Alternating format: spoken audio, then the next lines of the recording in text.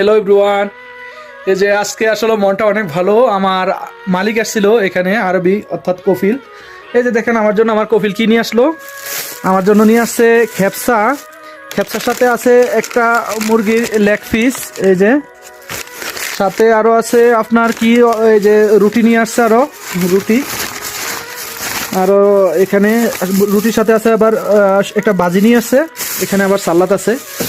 তো যাই হোক, আসলে একটা মালিক যখন একটা কর্মচারীকে দেখতে আসে, তার খোঁজখবর নেয়, তখন এটাই সবচেয়ে বড় পাওয়া। তো আমি আসলে অনেক ভাগ্যবান বলতে গেলে, যে এখানে আসা একটা ভালো একটা মালিক পাইছি।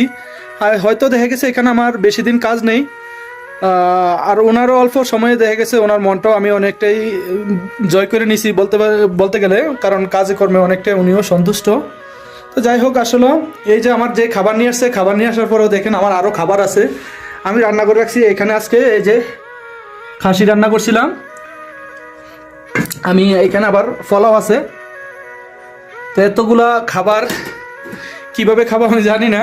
তো আচ্ছা যাক, দিন শেষে একটা কথাই বলবো, মালিক শ্রমিকের ভিতরে যে একটা ভালো একটা সম্পর্ক, ভালো একটা বন্ডিং তৈরি হয়, সেখানে অনেকটাই ভালো থাকার উৎস জাগে। তো ধন্যবাদ বন্ধুরা, আমার মালিকের জন্য দোয়া করবেন, উনি যেন আল্লাহ তালা ওনাকে দীর্ঘায়ু করে, এটাই বলবো। ধন্যবাদ।